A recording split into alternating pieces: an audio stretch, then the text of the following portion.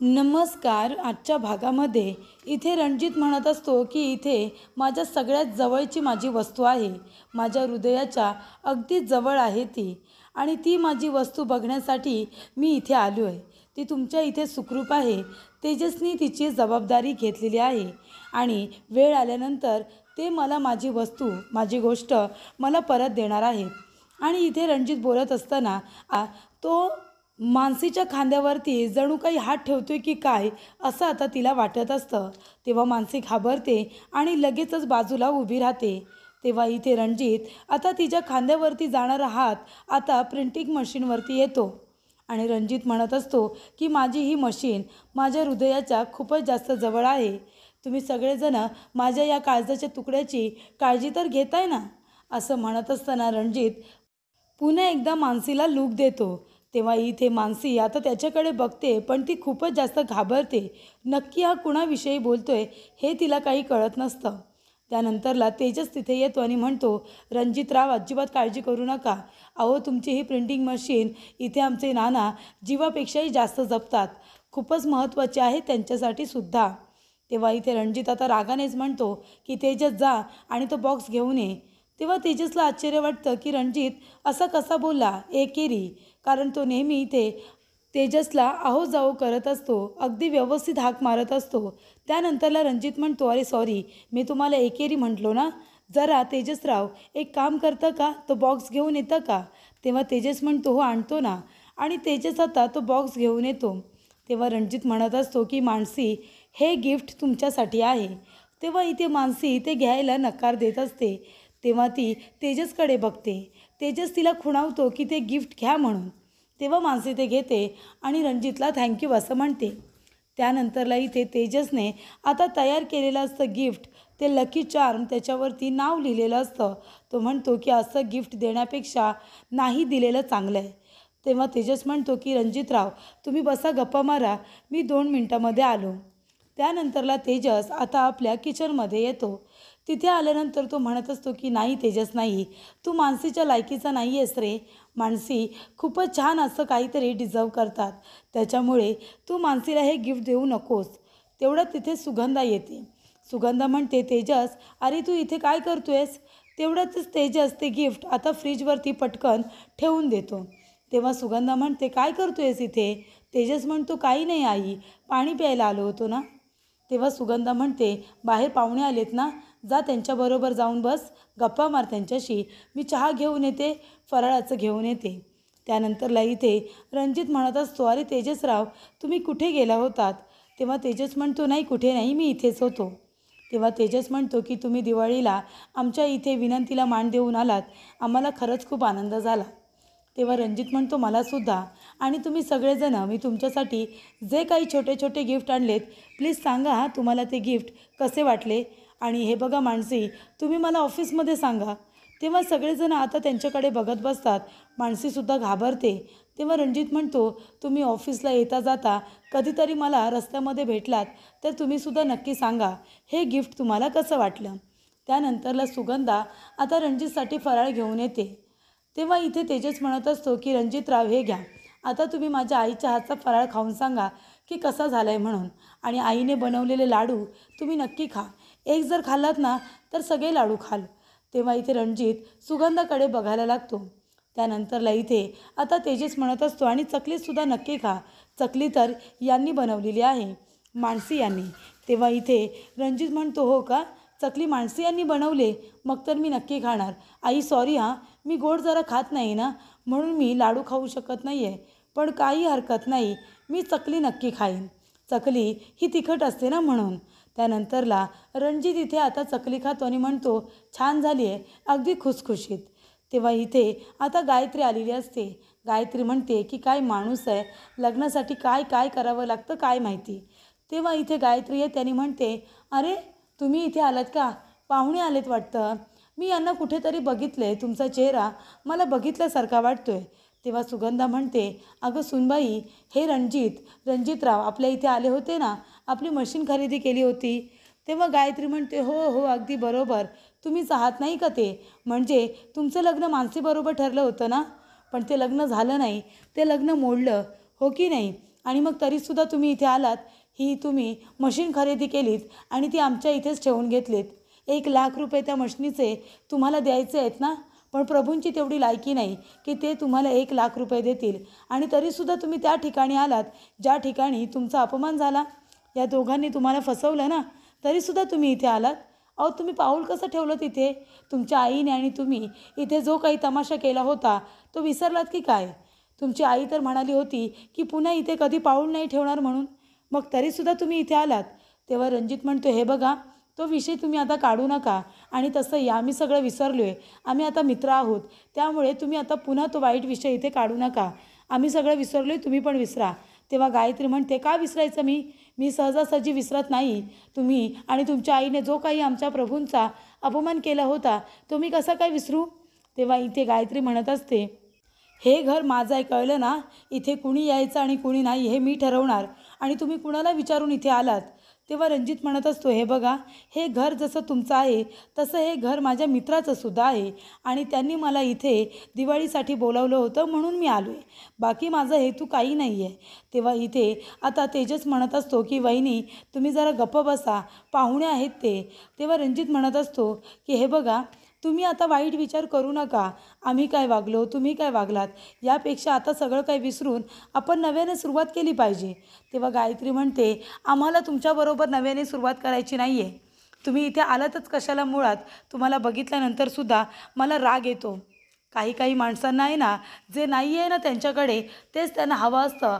पण कितीही प्रयत्न केलेत तरीसुद्धा तुम्हाला ते मिळणार नाही. तेव्हा तेजस म्हणतो, वहिनी शांत व्हा ना.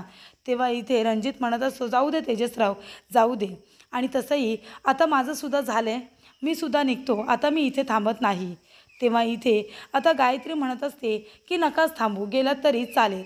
तेव्हा रणजित म्हणतो, काही माणसं अशी असतात ना, ज्यांना कितीही चांगलं वागलं, कितीही चांगलं बोललं तरी ते त्यांना पटत नाही. त्याच्यामुळे आपण त्यांच्याबरोबर वाद घालायचा नसतो. आणि हे बघा, मी सुद्धा आता इथे येऊन खूप उशीर झाला. मला सुद्धा निघायचंच आहे. तुम्ही सगळेजण छान एकत्र दिवाळी साजरी करा, आनंदामध्ये दिवाळी साजरी करा. मी सुद्धा आता निघतो. तेव्हा इथे रणजित आता माणसीला इम्प्रेस करण्यासाठी कसा माझा गायत्रीने अपमान केला आणि तरीसुद्धा मी सगळं सहन केलं, मी वाद नाही घातला, मी किती चांगला आहे हे दाखवण्यासाठी आणि माणसीला इम्प्रेस करण्यासाठी गायत्री आणि रणजित यांनी ते भांडण केलेलं असतं. त्यानंतरला रणजित जात असताना गायत्री तिथे उभीच असते आणि ती म्हणत असते, काय रणजितराव, चालात का लगेच? म्हणजे लगेच तुमची दिवाळी झाली का? मी काही बोलले 2 शब्द तर लगेच निघून चाललात का? तेव्हा इथे रणजित आणि गायत्री दोघेही आता हसायला लागतात. तेव्हा गायत्री म्हणत असते की या दोघांना काय वाटलं, आपल्या दोघांचं खरोखर भांडण झालं की काय? आता तुम्हीच बघा ना, जेव्हा मानसी आणि तेजस इथे आपल्यासमोर दोघेजणं भांडत होते, आपल्याजवळ खोटंच बोलत होते. मग आता तसंच ते दोघंजणं जसे वागले ना तसे आपण सुद्धा वागणार आहोत. त्यांच्यासमोर भांडायचं, पण आपण तर एक टीम आहोत ना, आपण एक टीम आहोत. आपण त्या दोघांना हरवायचं. ते दोघंजण आपल्यासमोर भांडणाचं नाटक करत होते ना, आता आपण त्यांच्यासमोर भांडायचं नाटक करायचं. पण आपण दोघेजण वेगळे नाही, तर आपण दोघंजण एक टीम आहोत, बरोबर की नाही? तेव्हा गायत्री म्हणते, मी माझं काम करते आणि तुम्हीसुद्धा तुमचं काम अगदी व्यवस्थितरित्या करताय. मानसीला इम्प्रेस करण्यामध्ये एक चूकसुद्धा करत नाही तुम्ही. त्यानंतरला इथे तेजस म्हणत असतो, आपण दोघंजण एकत्र आहोत आणि सगळे प्रभू जरी एका तराजूमध्ये झाले ना तरीसुद्धा पारडं आपलं जड राहणार. तेव्हा गायत्री म्हणते, मी पुरेपूर प्रयत्न करते माझ्या बाजूने, पण तुम्ही लक्षात ठेवा, हे घर मला माझ्या नावावरती करायचं आहे. तशा सगळ्यांच्या सह्या घेतल्यात मी, फक्त तो आगाऊ तेजस आहे ना, तो सही करत नाही आहे. तेव्हा इथे रणजित म्हणतो, काळजी करू नका, मला थोडा वेळ द्या, हे घर तुमच्या नावावरती नक्की होईल. आणि असं नाही झालं ना तरीसुद्धा वास्तू बघितल्यानंतर मला कळतं की ती रिडेव्हलपिंगला आले की नाही, आणि जरी नसेल आली ना तरीसुद्धा ती कशी आली असेल हे मी सिद्ध करतो. प्रभूंना आता खूप मोठा धमाका मिळणार आहे आणि त्यामुळे सगळेजण प्रभू आपोआप त्या वास्तूमधून बाहेर पडतील. जास्त काही करावंसुद्धा लागणार नाही. त्यानंतरला तेजस येतो आणि म्हणतो की हे काय लकी चार्म, अहो तुमच्यासाठी रणजितरावांनी एवढं छान गिफ्ट आणले, तुम्ही ते अजून उघडूनसुद्धा बघितलेलं नाही आहे. तेव्हा इथे मानसी म्हणते, कशाला उगाच ना, त्यांच्याकडून गिफ्ट घेतलं आहे, एवढं पुरेसं नाही आहे का? तेव्हा इथे तेजस म्हणतो, नाही नाही, तेवढं पुरेसं आहे. तुम्ही त्यांच्याकडून गिफ्ट घेतलं, ते तुम्ही ॲक्सेप्ट केले ना, मग आता काय गिफ्ट आहे हे बघितलं तर कुठे बिघडलं. तेव्हा इथे मानसी म्हणते, ठीक आहे. आणि ते रॅपर आता टराटरा फाडायला जाणार, तेवढा तेजस म्हणतो, अहो हळूहळू, त्यांनी एवढं छान असं रॅपिंग वगैरे केले, तेव्हा नाजूक फाडायचं असतं. तुम्ही कैची घ्या बरं, मी फाडून देतो तुम्हाला. तेव्हा इथे मानसी आता कैची शोधत असताना फ्रीजवरती इथे लकी चार्म म्हणून जे गिफ्ट तयार केलेलं असतं तेजसने, ते सुद्धा मानसीला दिसतं. मानसी बघते, त्याच्यावरती लकी चार्म असं लिहिलेलं असतं. ती म्हणते, काय माणूस आहे हा, माझ्यासाठी गिफ्ट आणले आणि मला दिलंसुद्धा नाही. स्वतःहून दिलं असतं तर मला अजून आवडलं असतं ना. तेव्हा इथे तेजस म्हणतो, द्या कैची द्या. तेव्हा मानसी म्हणते, नाही, मी नाही देणार आहे कैची. मी आता गिफ्ट उघडून बघणार आहे, पण हे नाही. आणि रणजितने दिलेलं गिफ्ट आता मानसी बाजूला ठेवते आणि त्याच्यामध्ये जे गिफ्ट आता तेजसने दिलेलं असतं ते गिफ्ट मानसी उघडणार असते. ती म्हणते, हे गिफ्ट तुम्ही माझ्यासाठी आणले आहेत ना, मग तुम्ही मला का नाही दिलं ते गिफ्ट? त्याच्यावरती नाव तर माझंच आहे, लकी चार्म. माझ पाडवा होता. हे गिफ्ट जर तुम्ही मला दिलं असतं तर मला जास्त आवडलं असतं. तेव्हा तेजस म्हणतो, नाही, नको, ते गिफ्ट तुम्हाला नाही आवडणार, तुम्ही प्लीज नका खोलू ते गिफ्ट. तेव्हा मानसी म्हणते, हे मी ठरवेन ना, माझा पाडवा आहे, मग मी ठरवणार मला गिफ्ट आवडलं की नाही. आणि ती आता ते एन्व्हलप उघडून त्याच्यामध्ये बघते तर इथे छान अशी आता मानसीच्या घराची ड्रॉइंग तेजसने केलेली असते. जसं तिचं घर आहे तसं घर त्याने आता इथे स्केच केलेलं असतं आणि ते घर मानसीला खूपच जास्त आवडतं.